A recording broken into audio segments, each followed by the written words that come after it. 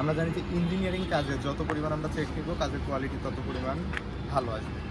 তো আপনারা দেখতে পাচ্ছেন যে আমরা আজকে কলাম কাস্টিং করছি। তো কলাম কাস্টিংয়ের কী কী জরুরি বিষয় জানা প্রয়োজন, যে কোন কোন কাজগুলো করলে কলাম সারফেস ভালো হবে বা কলাম ভার্টিক্যালি থাকবে বা কোনো সমস্যা হবে না। তো তার জন্য আমরা যেটা আজকে আমরা 9 ফিটের শাটার সেট করেছি। তার মধ্যে আমাদের হাফ আছে, তার মধ্যে বাকিটা নাই। বাকিটা কেন? আমরা জানি কংক্রিট ঢালার ক্ষেত্রে আমাদের 1.5 মিটারের উপরে থেকে ঢালা উচিত না, কেননা 1.5 মিটার উপরে বেশি যদি ঢালা হয় তো সিগনিফিকেশন হওয়ার সম্ভাবনা থাকে।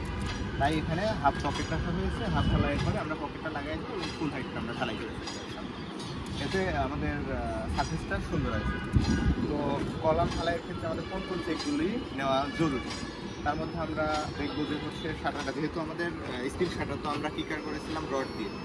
তো রড দিয়ে করার পরে এখন উলম্ব দিকে ঠিক আছে কিনা তার জন্য আমরা ল্যাপিং দিতে হবে কি না, ক্লিয়ার কভার ঠিক আছে কি না সেটা দেখে নিতে হবে, প্রয়োজনে ব্লক দিতে হবে।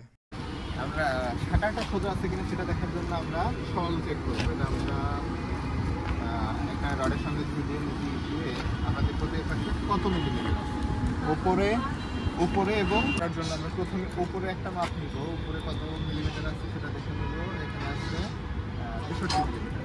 নিচে একই পরিমাণ থাকতে হবে।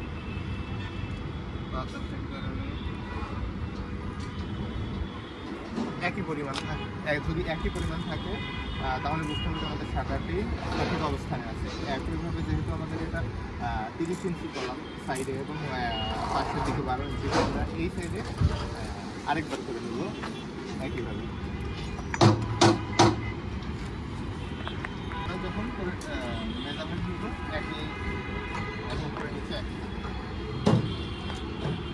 এবং এই পাশটাতেও আমরা মেজারমেন্ট নিয়ে দেখবো যে সোজা আছে কি।